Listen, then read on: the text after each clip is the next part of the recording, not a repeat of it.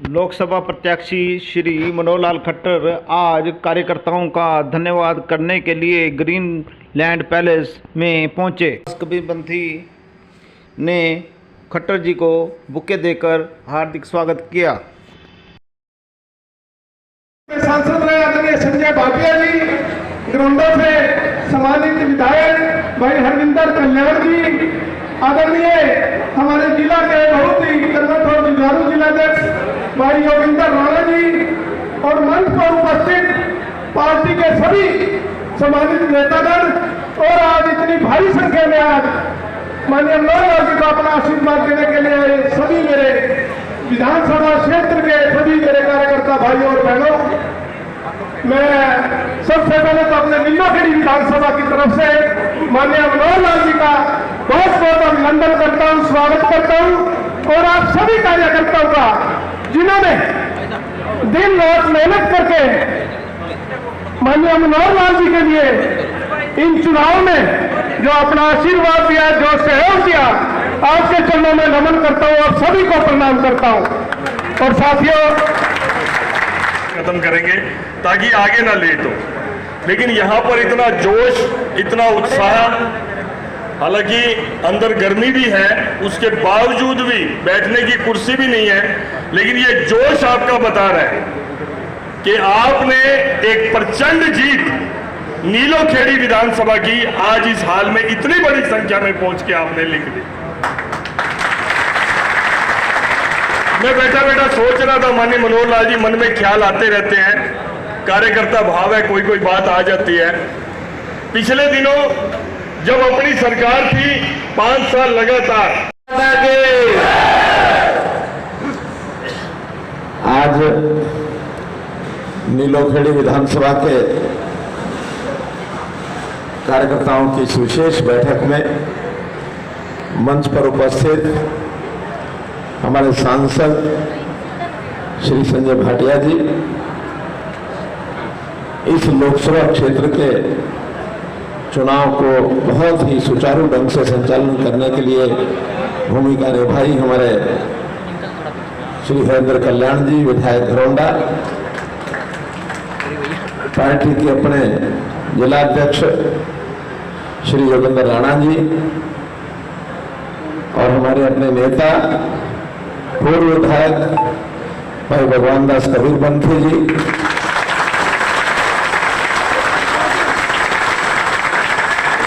मंच पर विराजमान सभी श्रेष्ठ कार्यकर्ता सज्जनवृंद और सामने बैठे हुए मेरे आत्मीय कार्यकर्ता भाइयों बहनों, अब हम जानते हैं कि आज की इस बैठक का कोई विषय ऐसा नहीं है, क्योंकि चुनाव के नाते चुनाव की तारीख 25 तारीख थी, हमने सफलतापूर्वक चुनाव कर लिया। अब इंतजार है कि परसों 4 तारीख को चुनाव का परिणाम घोषित होगा। सरकारी योजना के नाते जब कभी रैलियां होती थी, उसमें मानो मैं मुख्यमंत्री के नाते आता रहा हूँगा, तब भी कोई न कोई विषय रहते थे कि ये घोषणाएं करनी है, ये डिमांड्स बात करनी है, पूछना है, या अन्य पार्टी की उपलब्धियां, सरकार की उपलब्धियां। और पार्टी का जब संगठन मंत्री होता था, उस समय भी कुछ बातें संगठन की करने के लिए कार्यकर्ताओं से आते थे कि कैसे कैसे संगठन को मजबूत करना है। आज कोई विषय सोच के नहीं आया, केवल एक ही विषय था कि चुनाव हो चुका, परिणाम आना है। इस बीच में कार्यकर्ता तो चाहते हैं चलो 5-7 दिन आराम करेंगे, और एक मूड होता छुट्टी जैसा। फिर भी सूचना मिली भगवान दास जी को, भगवान दास जी ने आपको सबको सूचना दी।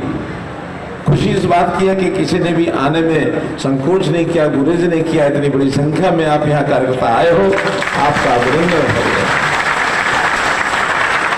आपका अभिनंदन करता हूँ। अब जो कि चुनाव एक ऐसा कार्यक्रम होता है जो पॉलिटिकल पार्टी के नाते भी और देश के नाते भी एक बहुत बड़ा उत्सव होता है, जिसको लोकतंत्र का उत्सव कहते हैं। और शायद भारतवर्ष का ये उत्सव दुनिया का सबसे बड़ा उत्सव होता है। लगभग 90 करोड़ लोग मतदाता इस देश के हैं, वो इसमें भाग लेते हैं। बाकी उत्सव त्योहार, सामाजिक त्योहार आते हैं, शायद इतनी बड़ी संख्या भाग नहीं लेते हैं, और लोकतंत्र के नाते तो दुनिया का सबसे बड़ा लोकतंत्र है। आबादी कभी कुछ साल पहले तो कहते थे चाइना की आबादी ज्यादा है, लेकिन अब कुछ लोग ऐसा कहने लगे हैं कि ये बाजी भी भारत ने मार ली है, आबादी भी सबसे ज्यादा भारत की हो गई है। इस उत्सव को संपन्नता पूर्वक देश भर में 7 चरणों में इसको मनाया गया।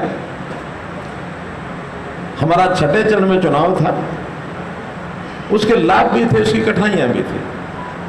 कठिनाई तो ये कि इतना लंबा समय हमको इस अभियान को चलाना पड़ा, सस्टेन करना पड़ा। 16 मार्च को चुनाव घोषित हुए थे, ठीक 2.5 महीने बाद, यानी आज हम 2 तारीख में हैं, चुनाव परिणाम आएगा 4 तारीख, तो 2.5 महीने का लंबा अरसा। कितना काम करेंगे? कांग्रेस ने चालाकी बरती, उन्होंने 1.5 महीना तक तो अपने पार्टी के प्रत्याशी जनता पार्टी की तीसरी बार सरकार को लानी है।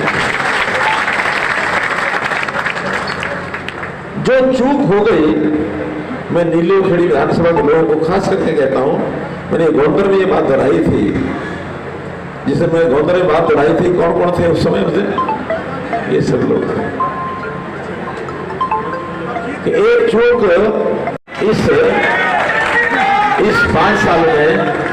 इस 5 साल में नीलोखड़ी विधानसभा का बहुत बड़ा नुकसान हुआ है, बहुत नुकसान हुआ है। लेकिन हमारी मजबूरी थी, मजबूरी आपने पैदा कर दी, आप मजबूरी पैदा करना मत, हम ताकतवर बन के आगे बढ़ते रहे।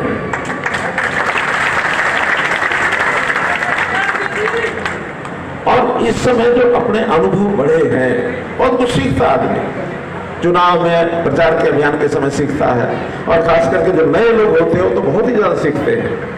जो बाहर से लोग अपनी पार्टी में आके ज्वाइन करते हैं उनको तो बड़ा अजीब लगता है। हमारे विजयपाल जी बैठे, अब इनसे पूछो कितना इनको भारतीय जनता पार्टी भाई है, भाई के नहीं? आगे और बैठे हमारे राजेंद्र आर्य, गुरमेज तो कर है पुराना, लेकिन नकली टोपी, इसने नकली टोपी लगा रखी थी, लेकिन आ गया, अब असली जगह आ गया। तो ऐसे सब लोगों को भी हमारा दायित्व बनता, पुराने लोगों का, कि कंधे से कंधा मिलाकर के सभी इकट्ठे मिलकर चलेंगे। कोई नया हो, कोई पुराना हो, यह बहुत अंतर नहीं पड़ता। जिसने हाथ में कमल थाम लिया वो कमल का हो गया, तो कमल का हो गया। ये भारतीय जनता पार्टी ऐसी है कि कोई आसानी से आता नहीं, आ जाए तो जाता नहीं। रामपुरा जी कहा करते हैं कि 12 कोई आवे नहीं, आवे तो जावे नहीं, और मान लो एक आध उदाहरण ऐसा आ जाए कि जावे तो कुछ पावे नहीं। उन्होंने उदाहरण दिया था वीरेंद्र सिंह जी। वीरेंद्र सिंह जी आए गए, मेरे से बात होती रहती है, अब वो मजबूरी बताते हैं कि भाई क्या करूं, बेटे ने तावड़ ज्यादा लग रही थी, और बेटे की तावड़ उनसे संभली नहीं, और बेटे को कुछ मिला नहीं। एक नेता, अच्छे बड़े नेता है पार्टी में अभी, लेकिन वो 2014 में पार्टी में आए थे और 10 साल ठीक ठाक निकल गए। इस बार 2 महीने पहले की बात है, किसी ने मेरे कान पर डाल दिया कि ये नेता जो है ना, ये टिकेगा नहीं, ये जाएगा वापस। मैंने कभी कैसे कह सकते? मेरे हिसाब से तो नहीं, ऐसे विषय नहीं है, आपको तो शक हो रहा काम का कि ना पूछ के देख ली। मैंने अच्छा जी, मैंने उस नेता को बुलाया, चाय पी, गपशप की, और गपशप ने कहा एक बात पूछनी है, थोड़ी निजी बात है तुम्हारी।